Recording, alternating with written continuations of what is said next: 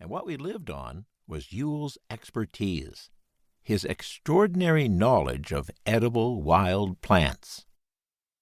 We killed neither game nor fish.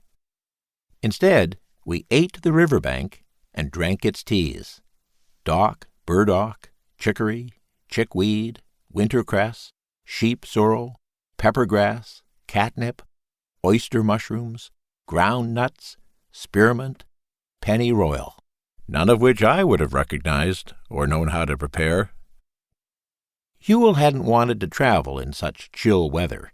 It was mid-November, and I, eager to tell the story and counting on luck to restrain the clouds, had all but dragged him to the river.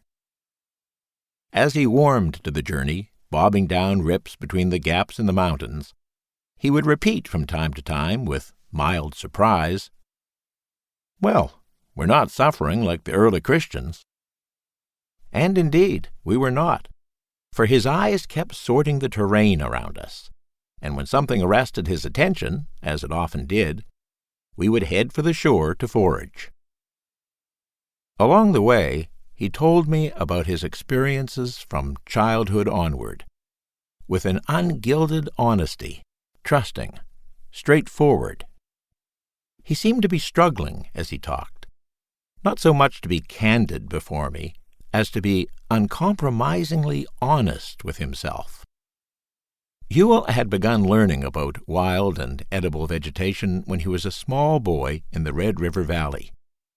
Later, in the Dust Bowl era, his family moved to central New Mexico.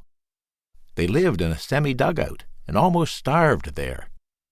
His father left in a desperate search for work.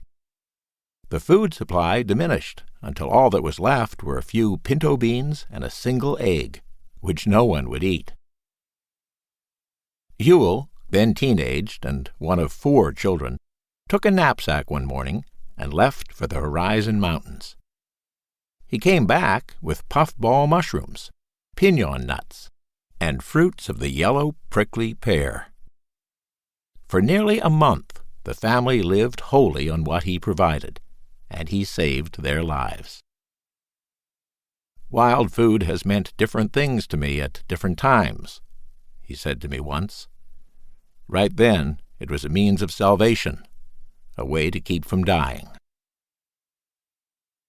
In years that followed, Euell worked as a cowboy. He pulled cotton. He was for a long time a hobo. He worked in a shipyard. He combed beaches.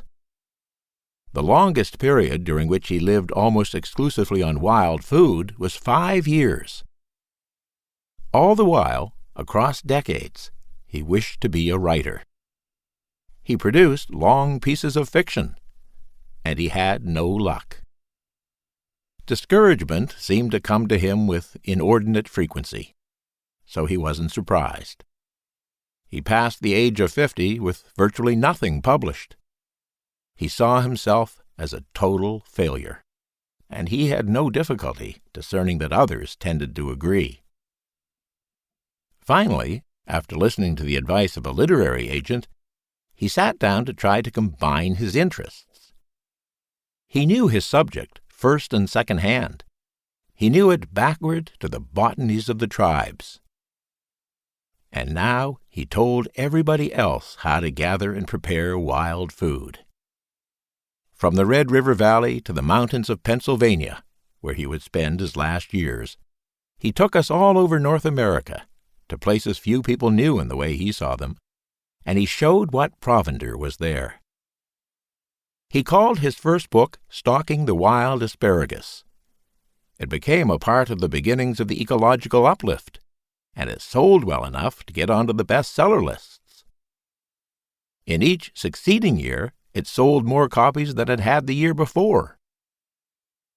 While adults read his books, he reached out to children. By the schoolroomful, he would literally lasso them, exhibiting a once necessary skill, and he would drag them off to a stream valley to learn to fish and to forage. He was a magnet for a time to my children. On Cumberland Island, off the coast of Georgia, he once dug a great pit in the sand, filled it with seaweed and fire.